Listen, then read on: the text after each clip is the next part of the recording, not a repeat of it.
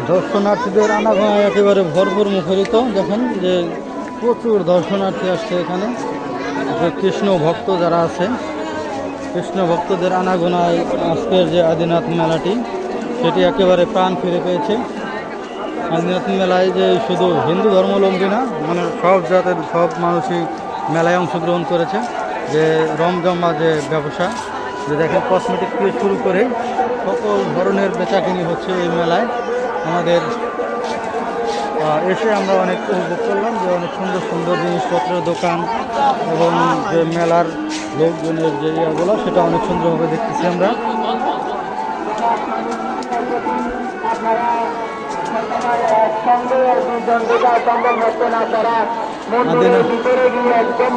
মন্দিরে যাওয়ার জন্য যে লাইনটা হয়েছে অনেক বিশাল একটি লাইন মন্দিরে যাওয়ার জন্য।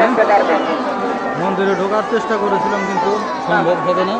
ঢুকতে গেলে কমপক্ষে 2000 লোকের সারি অতিক্রম করে আমাদের ঢোকার চেষ্টা করতে হবে, তাছাড়া অসম্ভব।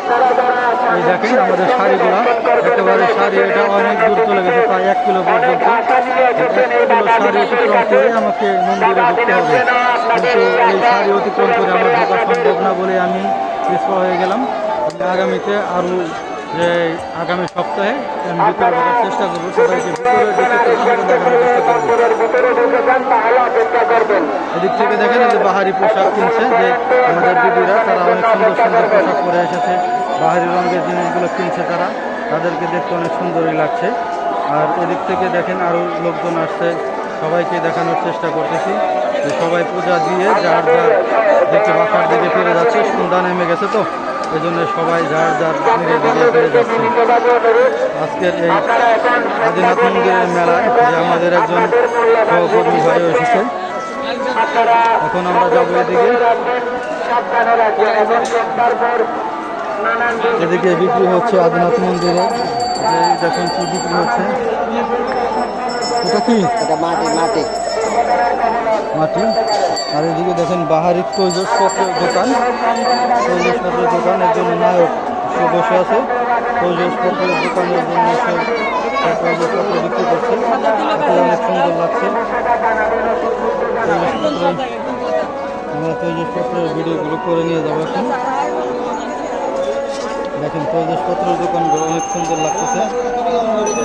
ও এদিকে তো অনেক আরো সুন্দর পিতলের যে দোকানগুলি, সেগুলো পিতল কাঁসার যে দোকানগুলি সেগুলো আজ তৈজসপত্রের দোকানগুলো দেখেন অনেক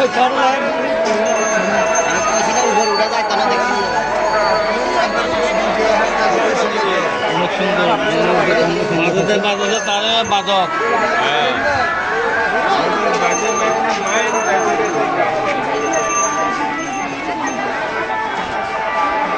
এদিক থেকে কৃষ্ণের যে ছবিগুলো সেগুলো বিক্রি করা হচ্ছে।